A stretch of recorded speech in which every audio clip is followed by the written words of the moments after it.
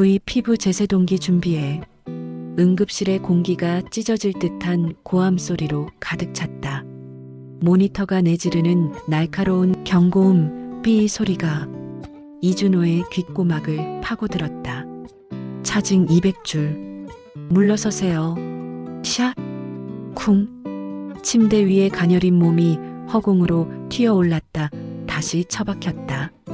하지만 모니터의 초록색 선은 여전히 일직선이었다. 죽음의 선. 반응 없습니다. 에피네프린 1앰플 더. 이준호는 땀으로 젖은 장갑을 고쳐 낄 새도 없이 환자의 흉부를 압박하기 시작했다. 30년. 그가 이 대학병원 응급센터에서 보낸 시간이다. 신의 손이라 불리며 수천 명의 목숨을 저승문턱에서 끌어왔던 베테랑. 하지만 지금 그의 손은 미세하게 떨리고 있었다. 환자는 젊은 여자였다. 창백하다 못해 투명해 보이는 피부, 감겨진 눈가에 번진 마스카라 자국, 그리고 손목에 선명하게 그어진 붉은 실선들. 다량의 수면제 복용 후 동맥 절단. 명백한 자살 기도였다. 과장님, 벌써 30분째입니다. 더 이상은. 레지던트가 조심스럽게 말을 꺼냈지만 준호의 귀에는 들리지 않았다. 그의 시선은 환자의 흉부를 압박하는 자신의 손등 너머 환자의 얼굴에 고정되어 있었다. 낯설지 않았다. 이 창백한 얼굴이, 감겨진 눈매가 묘하게 가슴을 후벼 팠다. 비켜. 내가 한다. 준호는 침대 위로 올라가 무릎을 꿇었다. 체중을 실어 흉부를 압박했다. 늑골이 우두둑거리는 소리가 손끝에 전해졌다. 살려야 한다. 이유는 알 수 없었지만 이 환자를 보내면 자신의 인생도 여기서 끝날 것 같은 공포가 엄습했다. 제발, 제발 돌아와. 땀방울이 환자의 뺨 위로 떨어졌다. 그때였다. 압박하던 준호의 손이 미끄러지며 환자의 환자복 소매가 거쳐 올라갔다. 드러난 오른쪽 팔뚝. 창백한 피부 위에 선명하게 찍힌 분홍색 점. 마치 날개를 펼친 나비 모양의 반점. 준호의 동작이 멈췄다. 시간이 정지했다. 응급실의 소음이 진공 상태로 빨려 들어갔다. 20년 전 5살 배기 딸 지은이의 팔뚝에 있던 바로 그 점이었다. 아내 지연과 자신만이 알고 있던 세상에 단 하나뿐인 표식. 은하? 준호의 입술이 파르르 떨렸다. 과장님, 리듬 돌아왔습니다. 사이너스 정상 동률입니다. 간호사의 외침이 들려왔지만 준호는 환자의 팔을 붙잡은 채 멍하니 굳어 있었다. 죽어가던 딸이, 스스로 목숨을 끊으려던 딸이 20년 만에 아빠의 응급실로 실려왔다. 준호는 중환자실 유리창 너머로 인공호흡기를 단 여자를 바라보았다. 이름 정윤희. 나이 28세. 그는 떨리는 손으로 주머니 속 낡은 지갑을 꺼냈다. 빛바랜 사진 한 장. 5살 지은이가 분홍색 드레스를 입은 인형을 안고 환하게 웃고 있었다.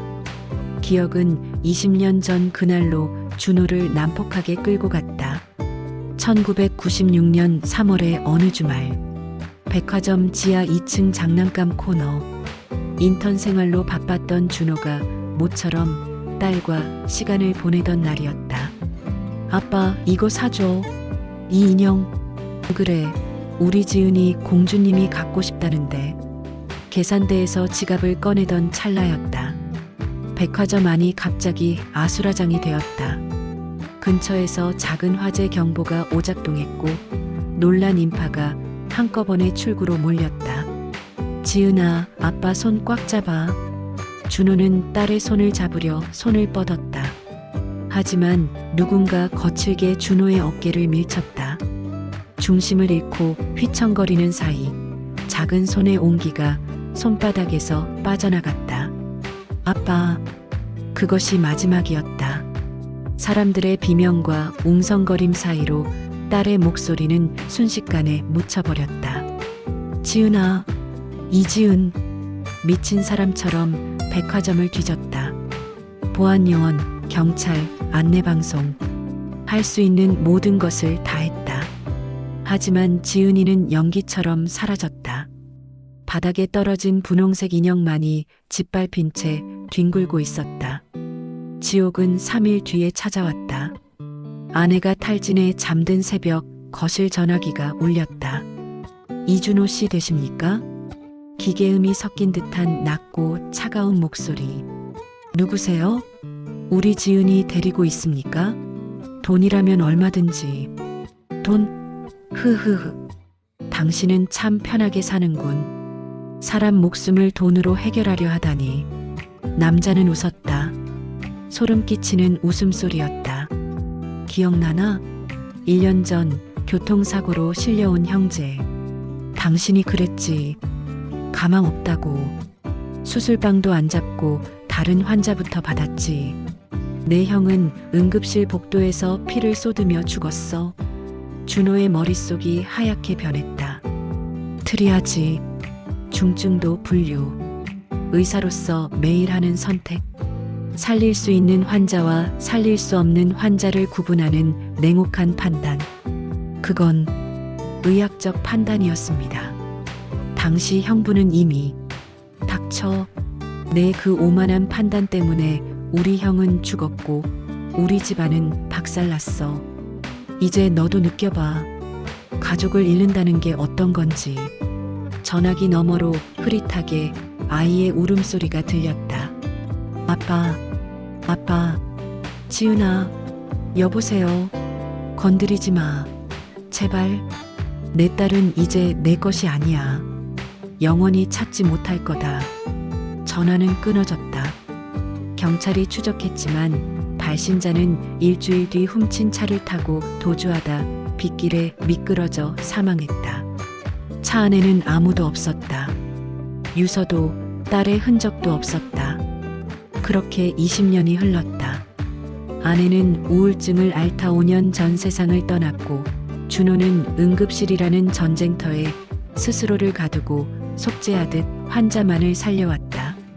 다시 현재 준호는 의국으로 돌아와 전산망에 접속했다. 보안 등급이 높은 아이디로 정윤희의 의무 기록을 샅샅이 뒤졌다. 환자명 정윤희. 생년월일 1996년 3월 15일 지은이와 정확히 일치. 혈액형 A형 RH 플러스 일치. 특이사항. 입양아. 7세 때 보육원에서 입양됨. 양부모 3년 전 사망. 우울증 및 공황장애 병력 10년. 입양 기록을 역추적했다. 천사 보육원. 준호는 그 이름을 보자마자 주먹을 꽉 쥐었다. 그곳은 20년 전 범인이 사망한 사고 현장과 불과 10km 떨어진 곳이었다. 놈은 죽기 전 아이를 그 근처에 버린 것이다. 준호는 다시 중환자실로 달려갔다. 윤희의 침대 곁에 섰다. 그녀의 팔에 꽂힌 수액 라인, 앙상한 손목에 남은 수많은 자의 흉터들. 그녀가 살아온 20년이 얼마나 고통스러웠는지 그 흉터들이 말해주고 있었다. 미안하다. 미안해. 준호는 잠든 딸의 손을 조심스럽게 잡았다. 차가웠다. 의사로서 수만 번 잡아본 환자의 손이지만 이토록 가슴 아픈 온도는 처음이었다. 그때 윤희의 눈꺼풀이 파르르 떨렸다. 서서히 눈이 떠졌다. 초점 없는 눈동자가 천장을 향하다가 천천히 고개를 돌려 준호를 바라봤다. 그 눈, 준호가 거울을 볼 때마다 마주하던 자신의 눈매, 그리고 아내의 깊은 눈동자. 여기가 어디죠? 목소리는 갈라져 있었다. 병원입니다. 한성대학병원 응급센터. 준호는 최대한 침착하려 애썼지만 목소리가 떨리는 건 어쩔 수 없었다. 왜? 살렸어요? 윤희의 첫마디는 칼날 같았다. 원망이 가득 찬 목소리. 죽게 놔두지. 왜 살렸냐고요? 살아야 하니까요. 당신은 살아야 할 이유가 있으니까. 이유? 아. 윤희는 비소 섞인 웃음을 흘렸다. 고아에, 우울증 환자에, 아무도 필요로 하지 않는 인생인데 무슨 이유요? 준호는 숨을 깊게 들이마셨다. 지금 말해야 한다. 하지만 충격을 받을까 두려웠다. 그러나 더 이상 시간을 지체할 수 없었다. 정윤혜 씨, 아니, 지은아. 윤희의 눈동자가 흔들렸다. 당신, 내 이름을 어떻게 해? 오른쪽 팔에 나비 모양점. 태어날 때부터 있었지. 내 엄마가 임신했을 때 태몽으로 호랑나비를 껐어. 그래서 그 점을 보고 우리 아기 나비처럼 예쁘게 살라고 늘 쓰다듬어 줬단다. 윤희는 감전된 듯 몸을 일으키려 했다. 하지만 통증 때문에 신음하며 다시 쓰러졌다. 무슨 소리를 하는 거예요? 당신 누군데? 은혜가 내 아빠다. 20년 전에 백화점에서 널 잃어버린 죄인 같은 내 아빠야. 준호의 눈에서 굵은 눈물이 떨어져 윤희의 손등을 적셨다. 윤희는 혼란스러웠다. 머리가 깨질 듯 아팠다. 양부모는 그녀에게 늘 차가웠다. 데려온 자식이라는 꼬리표. 그들은 3년 전 사고로 죽을 때까지도 그녀에게 정을 주지 않았다. 그녀의 기억 속 가장 오래된 장면은 캄캄한 창고 같은 방에 갇혀 울던 6살 무렵의 기억뿐이었다. 그 이전의 기억은 안개처럼 흐릿했다. 그런데 눈앞에 이 의사가 아빠라니. 대한민국 최고의 대학병원 응급센터장이라는 이 남자가. 거짓말 마요. 윤희가 싸늘하게 대답했다. 드라마 찍으세요? 내가 당신 딸? 그럼 20년 동안 어디 있었는데? 내가 보육원에서 쥐어 터지고 양부모한테 눈칫밥 먹으며 지하실에서 잠잘 때 당신은 어디 있었냐고. 윤희의 고함 소리에 간호사들이 달려왔지만 준호는 손을 들어 제지했다. 찾았다. 미친 듯이 찾았어. 경찰, 탐정, 방송. 안 해본 게 없어. 하지만 그놈이, 널 데려간 놈이 널 너무 완벽하게 숨겼어. 변명하지 마요. 당신 눈엔 내가 불쌍해 보여서 죄책감 덜어보려고 수작 부리는 거잖아. 윤희는 수액줄을 뜯어내려 했다. 피가 역류해 튜브를 붉게 물들였다. 지은아, 이러지 마. 준호가 딸의 어깨를 붙잡았다. 그래, 날 원망해. 때려도 좋아. 죽일 듯이 미워해도 좋아. 하지만 제발, 제발 내 자신을 해치지는 마. 널 다시 살리기 위해 내 심장을 떼어주라면 그럴 수도 있어.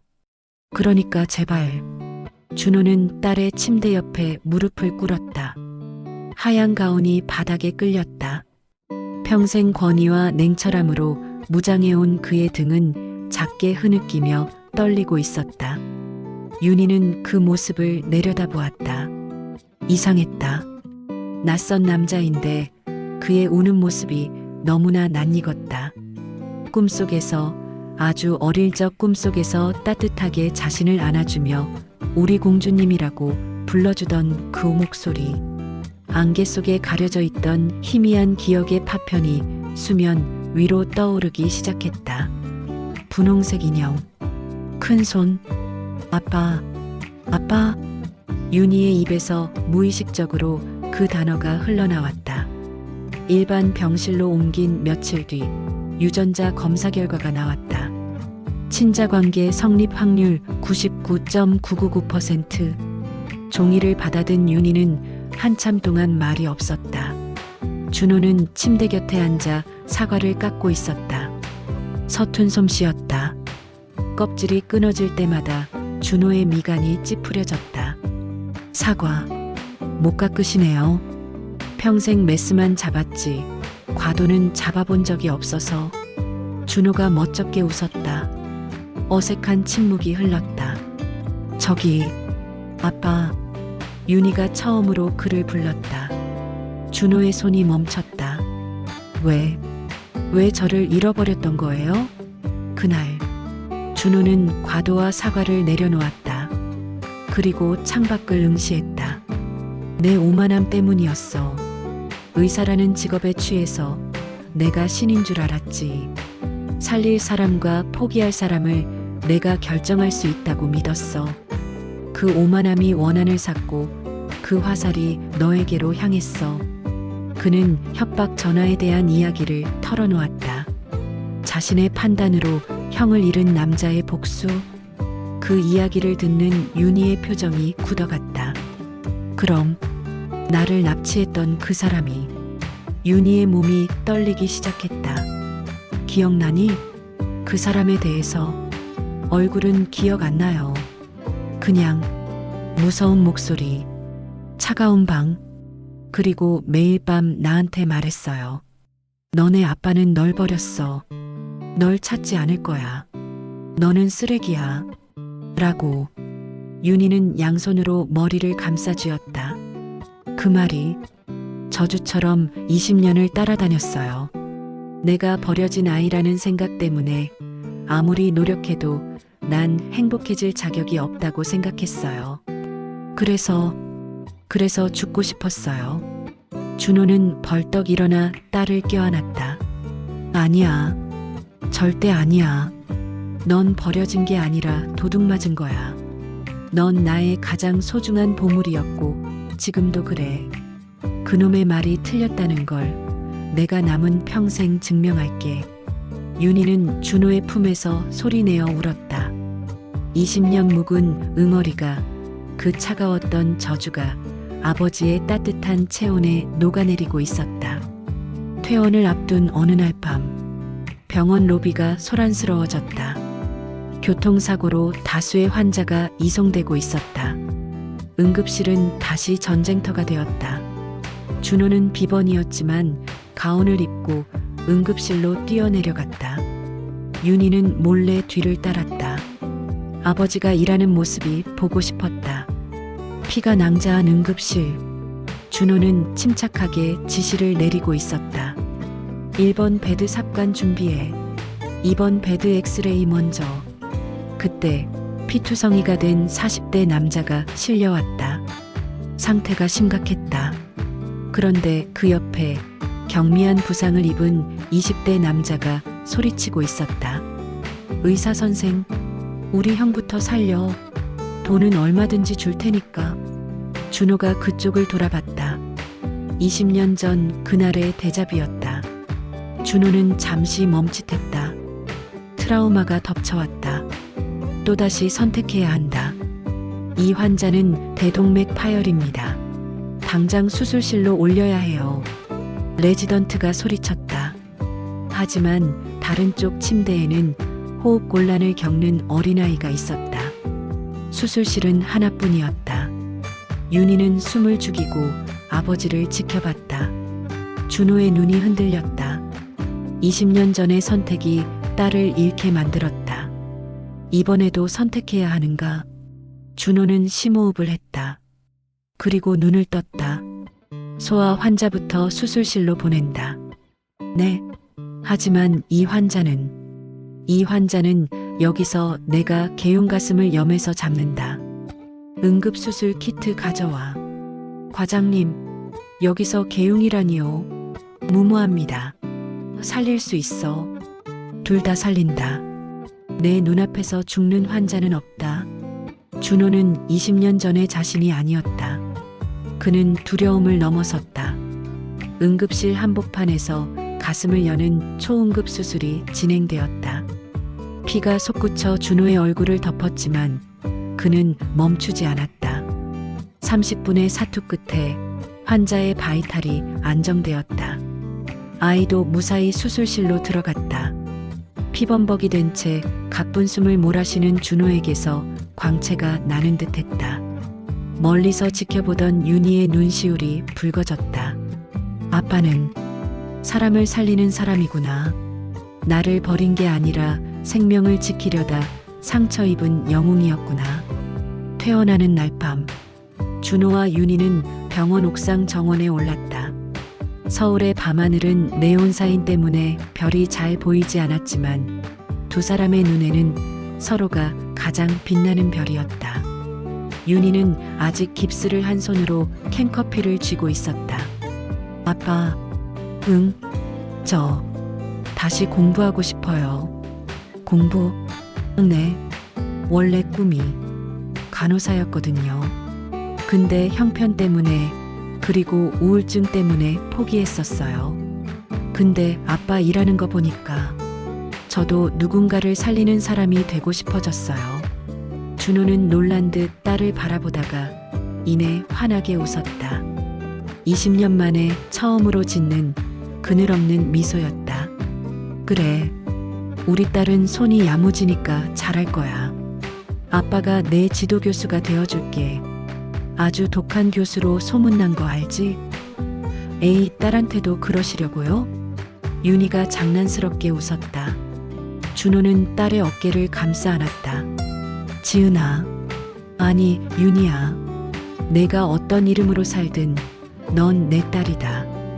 20년 늦은 만큼 앞으로 50년은 더 아빠가 옆에서 지켜줄게. 다시는 내 손 놓지 않는다. 알아요. 이번엔 제가 꽉 잡을게요. 윤희는 준호의 큰 손을 잡았다. 거칠고 투박하지만 세상에서 가장 따뜻한 의사의 손, 아버지의 손. 밤바람이 찼지만 춥지 않았다. 응급실의 사이렌 소리가 멀리서 들려왔다. 누군가에게는 절망의 소리일 테지만 이들에게는 삶이 계속된다는 신호처럼 들렸다. 죽음의 문턱에서 다시 시작된 인연. 멈췄던 심장이 다시 뛰듯 두 사람의 시간은 이제 막 힘차게 박동하기 시작했다. 가자, 딸. 맛있는 거 먹으러. 네, 아빠. 어둠 속으로 사라지는 두 사람의 뒷모습 위로 도시의 불빛들이 축복처럼 쏟아져 내렸다.